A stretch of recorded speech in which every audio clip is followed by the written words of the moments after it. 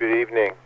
This is James, Kilo November 6, Quebec November Juliet, your net control operator for the River City Arc Slow Scan TV net. This net serves for training and practice in image transmission modes and meets Wednesday nights at 9 p.m. on the N6NA repeater on 441.30 megahertz. River City Arc's members and all licensed radio amateurs are welcome to join us. If you wish to join the net or need to make a call at any time, please announce your call sign between transmissions and net control will acknowledge you. If an emergency should arise and you need the repeater, please contact the net control by saying break, break. A double break signifies emergency traffic.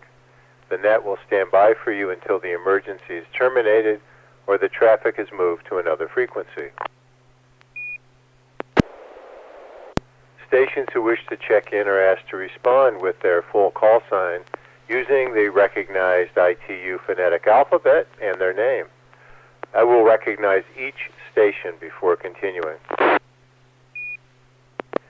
Any station who wishes to check into the net, please come now. November 6, Papa Golf, Quebec, Bob.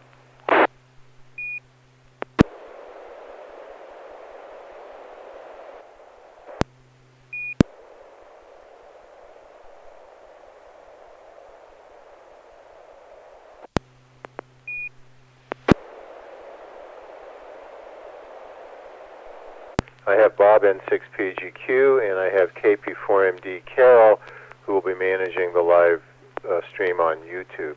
Are there any other stations that would like to participate in tonight's net? Alpha India 6 Delta Golf, Joel and Florin, good evening.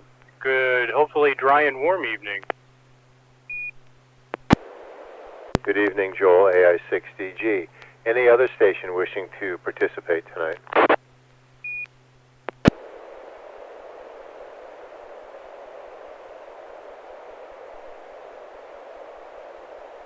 Okay, well, it's Bob, Joel, and me, and I'll check a little later on to see if anybody else has joined us. So, Bob, are you ready to share an image? Hopefully everything works out. Power stays here and the tower doesn't blow down. This should be PD-120.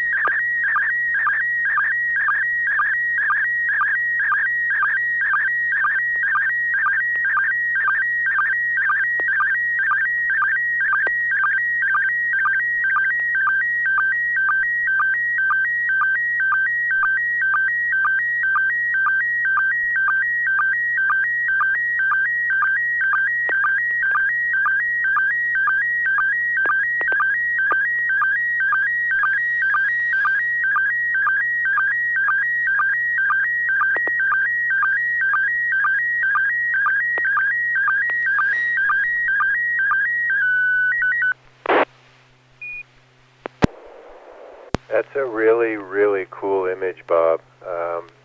Joel, AI6DG, why don't you make the first round of comments? Okay, so we've got kind of a silver diamond-shaped object. It's got gauges or things in each of the quadrants. So we've got left, right, top, bottom. Bottom center is round and it's like an odometer, 34,942.5, and kind of it's not a normal gauge with the needle that goes from left to right. It's got kind of a thing that twists, so you only see one portion of the edge of it. So we're looking at the outside edge of a circular something, and it's pointed at 0. To the right is an amp meter that is dead center, and I can't read what. Oh, it's probably 0 with plus and minus to the left and to the right. To the left is an ignition switch. I'm assuming ignition and starter switch. And above, I have no idea. It's kind of a super massive sized torque wrench bit, but I don't know. Something probably gets plugged into there and turned. Maybe a steering wheel. And nice grid pattern onto the silver backing that all of these are mounted in. 2 screws on the top, on the left and right of the torque looking thing that something plugs into. I think it's neat that the way the 2 slots of the screws are pretty much lined up flat, left to right. And I can't really tell what's in the background. It's dark in shapes, and anyway, good reception, not many pops, back to Net AI6DG, and I'm assuming this is an automotive, something older, maybe from the 30s. Thanks, Joel. This is KN6QNJ. First of all, the dark image came through beautifully with only a handful of little white flakes around it, so it's a great image. It looks to me like it may be the dashboard of an old motorcycle. But Joel, you did an excellent job describing it. Before I give it back to you, Bob, I just want to say good evening to Craig Bruce, who's watching on YouTube. Okay, N6PGQ, what are we looking at? Okay, well, this is the continuation of my analog series. And unfortunately, there's not much light in my garage, but this is the dash of my 1931 Model A Ford. And so I'll let this drop and then describe what everything is. Okay, on the left side is the ignition switch, and it has 2 positions, off and on. When you turn it on, the circuits are energized, and then since it's a modern car, you have an electric starter, but the starter switch is on the floorboard of the car. So you turn the key on and then step on the starter, and the car should start after a few other machinations. Continuing around counterclockwise is the speedometer and odometer. You can see the pointer is on 0 in the middle, and if you're going 5 miles an hour, the 5 will move to the left and be above the pointer, and you continue on until you either cry uncle or the engine does. Below it is the odometer, and this car at the moment has 84,942.6 miles. Let this drop again. On the right side is the only electronic part that you can read in the car, which is the ammeter. And since the car is not operating, the engine isn't operating, the ampere gauge is pointed at 0, and it goes positive. It says charge underneath it, if you can see it, to 30 amps, and discharge goes to negative 30 amps. Now, here's the interesting part. that someone described as a, I don't know, washer nut or something like that is actually the gas gauge for the car. The middle part that's kind of brownish is the sight glass, and if you were able to read the picture well, it says 1/4, and that's how much gas is in the car. Model A's are kind of interesting in that the dash is actually the back side of the gas tank, and the sight valve that you see is pointing at an indicator that moves up and down from 0 to full, and it is connected on the back side to a float that actually floats in the gas tank and moves the indicator up and down. And if it's really low or you're filling it, the sight glass actually fills up with gasoline so that you can just see that it has gas, I guess. Anyway, that's the story. This car's been in the family for an awful long time. We didn't buy it new, but I think I was about, I don't know, 6 or something when my dad got it many, many years ago. N6 PGQ. Thanks, Bob. Joel, AI6DG, any comments? So obviously it's minimally instrumented, and it makes sense. You got gas. You want to know how far you've gone, how fast you're going. What is it about the amp meter that makes it so critical that it's something that they included? Because I'm sure that only things that were essential were included. Well, if it's not charging, it can tell you quite a few things. The fan belt may be too loose or broken. The generator may not be making electricity. And so if you watch it, you'll probably be assured you get to your destination. That's pretty much all you needed. You can look at the radiator cap and see if the car is overheating because steam will come out. They're pretty rudimentary. If you look down at the very bottom, maybe 2/3 across, you can see a little silver object. That's the emergency brake handle that puts the brakes on the rear wheels. Other than that, what you're looking at is a gauge cluster on a back of the gas tank, N6 PGQ. N6 PGQ, KN6QNJ. Are you able to get parts for this? Do you have this running?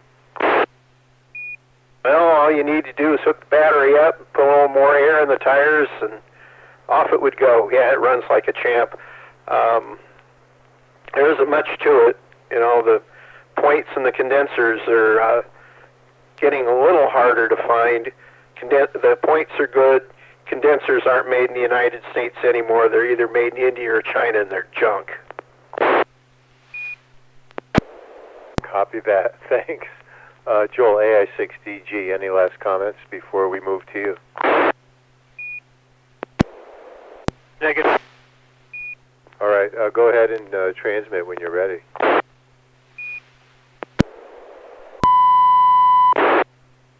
Yeah, you got good tone.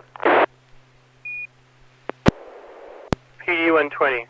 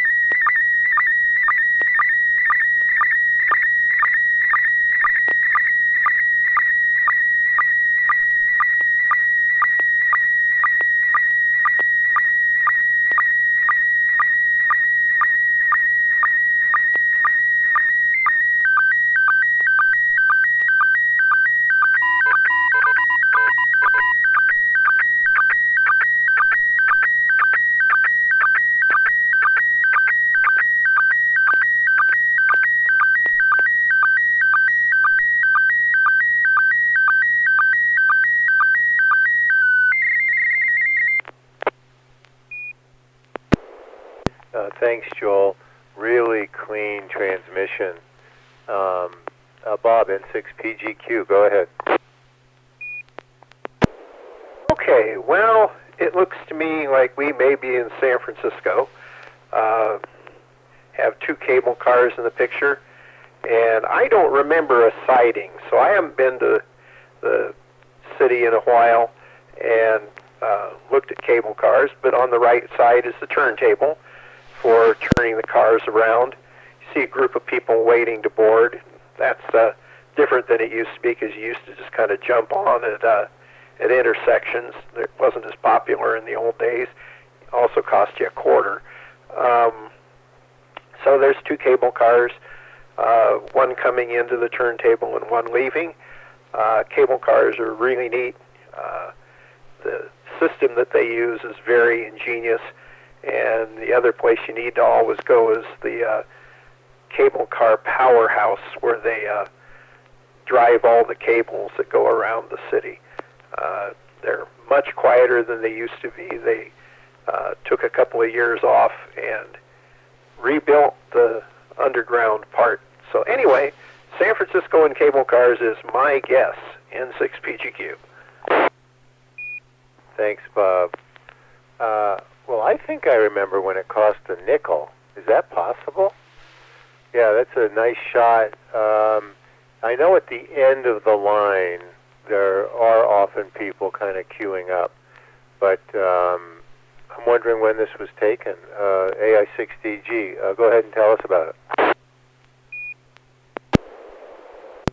I just grabbed a photo and put it on. This looked interesting. I'm not even sure if I've sent something like this before or not. I just got home, rushed outside to try to batten down the hatches, redressing and redoing the bricks that are holding down a tarp covering a shed. Hopefully they'll catch the wind. It's amazing. You got 50 pounds of bricks, and then one gust comes along and just lifts the whole thing up, and the tarp's all of a sudden flapping in the breeze. The gusts, I think, can have twice the power of the regular wind. Anyway, yeah, this is, let's see here, this is back in February or March. I really had a great trip. I went down there for a convention, but I spent some time before and after the convention walking San Francisco.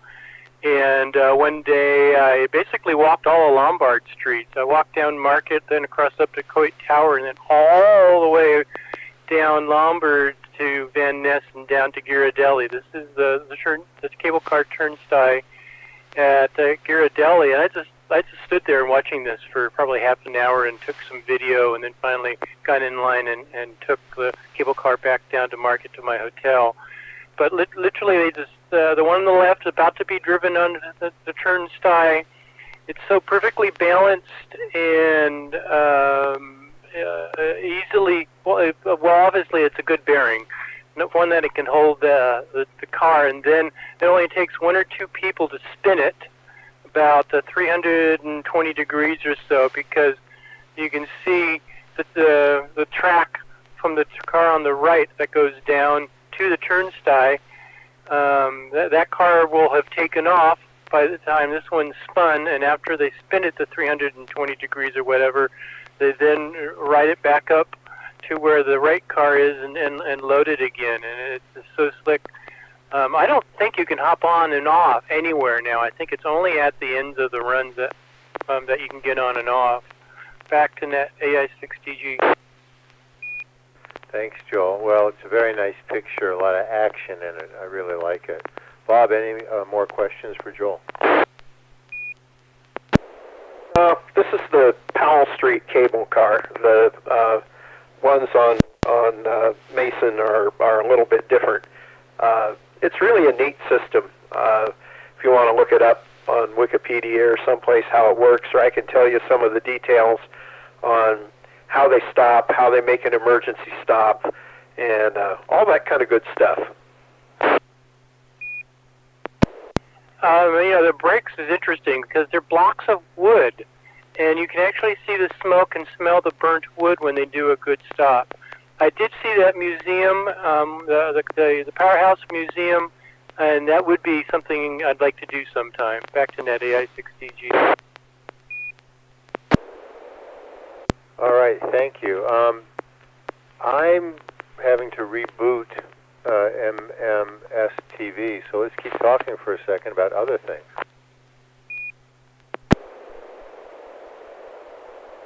Okay, well, this is N6PGQ. I'll talk about other things. I looked up after I got home from a trip to Sacramento, taking my wife to the dentist, and looked up at the tower, and not only was the antenna bouncing around a little bit, but the tower was starting to vibrate some. And I had it down about 5 feet so it would be stronger, but it scared the crud out of me. So in the middle of this horrible wind that we're having out at my house, I put the tower down, which was a pain in the rear because I have all sorts of lanyards and stuff like that on it for Christmas lights, and I didn't want them to get caught in the mechanism. But it's down, and the wind out here is really, really high. So anyway, I hopefully saved the tower, and hopefully the antenna will survive. Oh, that's good, Bob. I'm back up and running. Yeah, my NFED antenna is bouncing a lot in the trees that I have it strung through. This may become my excuse or my opportunity to rehang the antenna after this storm. Did you get the Christmas lights removed while you had it down? No, I took the Christmas lights down yesterday, and just had the lines there, and they have not been organized yet. I keep putting it off, so I just tie them to the rungs of the tower. So I left it tied and then lowered it a little bit at a time and made sure they didn't catch the innards of the tower and the sliding parts, and then just haphazardly tied them so that the lines aren't flapping out in the breeze. So I put a bungee cord around the ballon for my 80-meter inverted V and hope it'll be okay. Half of it's laying on the ground. So anyway, I've got another week until we have to use the antenna, so hopefully all this wind goes away. N6PGQ. Thanks, Bob. KN6QNJ here. I'm going to put out a tone. Bob, will you tell me if you hear it?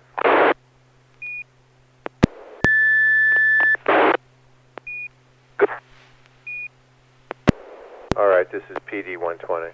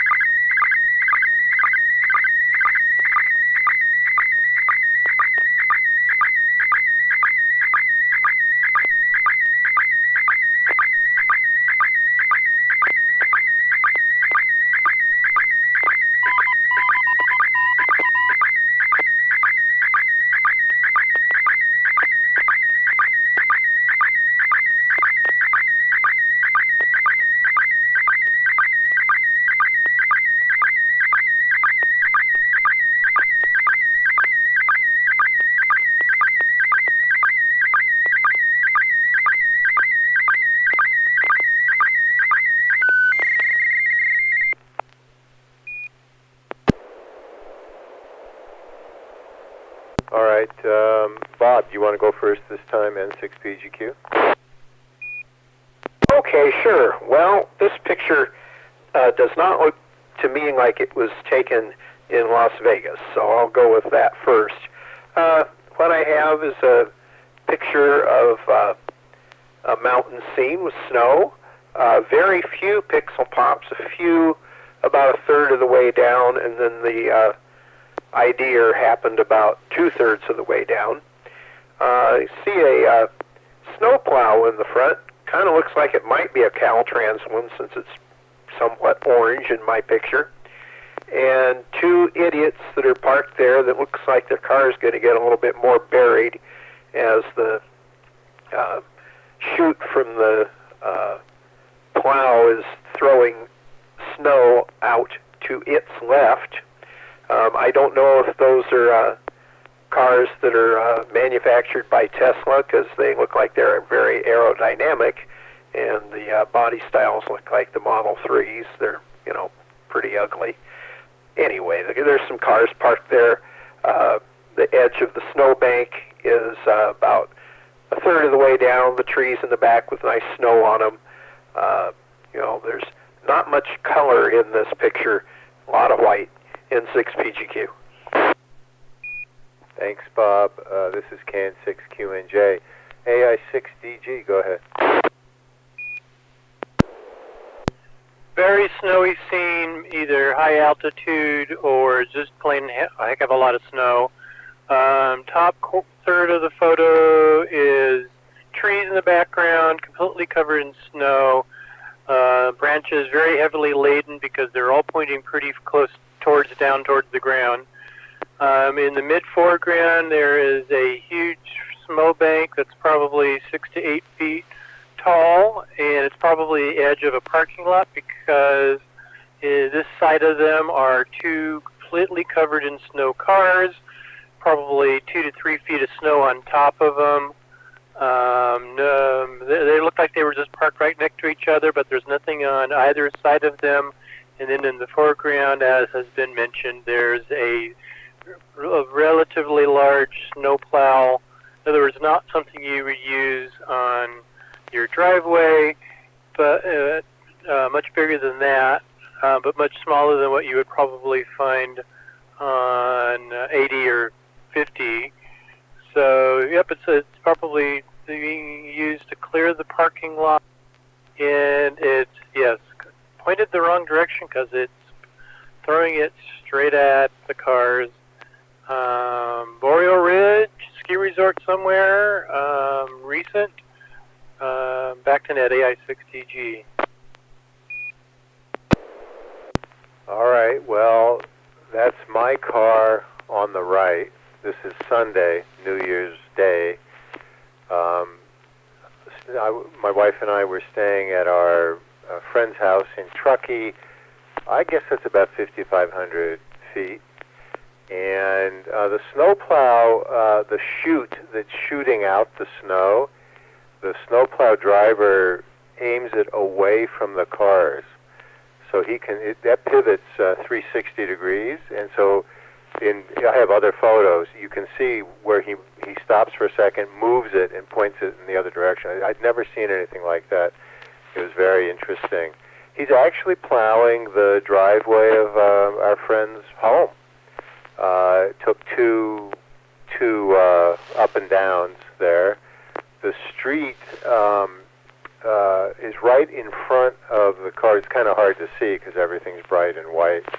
Anyway, after the plow left, it took us about an hour and a half to clear off the snow. Anyway, that's my New Year's Day story and picture. Any questions? How long had the car been there to get that much snow on it? We had cleaned up the cars the day before, and the plow had come in the day before and cleaned all that out. So that is 24 hours between late Saturday morning to Sunday morning. This is about 10 a.m. on Sunday. So that was 24 hours or so. And you said it was at Donner, you said, N6PGQ? No, this was at Truckee. They live not far from the CHP station in Truckee. Well, it's their other house. But yeah, just right there. So it really came down Saturday and Sunday. 5,817 feet altitude of Truckee. All right, I was close. And then we had to dig out the cars so we could come home. We had left too much snow on top. We got pulled over got stopped by Caltrans to knock the rest of it off. But my vehicle is the Ford Expedition on the right, and my friend's vehicle is a Jeep on the left. They are not Teslas. So the snow on the roof thing, is there a law, or were they just giving you a safety advisory? We had a double there. I heard you, Joel. Bob, I didn't hear what you said. Caltrans said that if that whole thing slid off and there was an accident, we could be held liable for it. So they had us pull over and brush off the rest. Okay, my comment about Teslas was the white top that's on top of your car kind of looks like the styling of Tesla's latest vehicles, you know, kind of ugly. N6 BGQ. Sounds like it's not a law, but it is in some states. Some states, you can get a ticket if you don't clear the snow off the top. And they had us just pull over and sweep off the rest of the snow.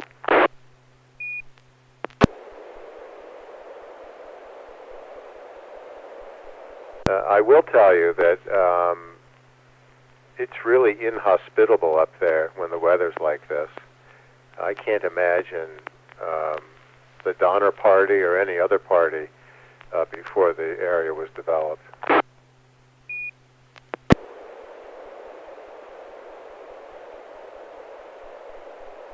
Any other comments or questions before we end the net?